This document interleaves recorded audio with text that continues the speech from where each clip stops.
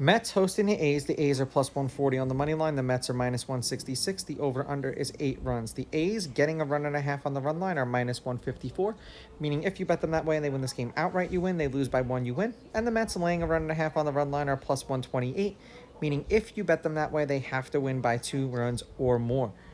And, of course, Blackburn did not pitch against the A's because that's his former team and that's been his team for a handful of years.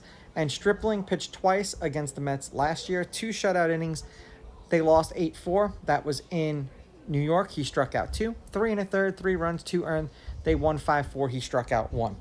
The weather for this game is supposed to be 76 degrees with 6-mile-an-hour winds blowing out and no rain. And Stripling is one of the few pitchers for the A's that I actually trust when he's on the mound. But we'll see how it goes in this one. Head-to-head, the Mets are 8-2. The Mets are on a 4-game winning streak against the A's. The road team's on a 4-game winning streak. The road team is 7-3. The favorite has won the last 4 games they've played against each other. The favorite is 7-3 on the money line. However, the underdog getting a run and a half on the run line is 6-4. There have been 4 one-run games in their last 10 meetings, including the last 2 that they played against each other, or 2 out of the 3 that they played against each other in the series last year. The over is 7-3, and the over 8 is 7-3. The A's have not confirmed Stripling, and God only knows why, but in his last 10 starts, they've lost his last 2. He's averaging 4 2/3 innings pitched, 2.2 strikeouts, 14.6 outs recorded, 6 hits, 0.9 walks, 3.9 runs, 3.2 of which were earned, 0.6 home runs. He gave up a home run in his last start. 75.5 pitches per game, 17 pitches per inning. And I know when you hear those stats, it doesn't sound very impressive, but considering that the A's don't score a lot of runs for some of their pitchers, it's meh.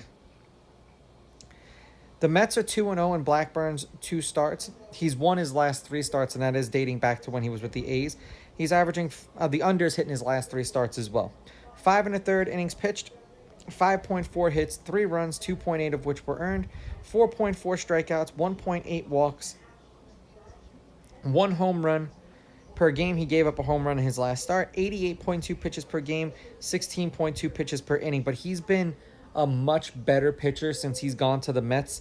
And it does take teams and divisions a little while to get adjusted to a new pitcher. So, it just might be something new that they haven't seen, or just that he was deflated for being on the A's.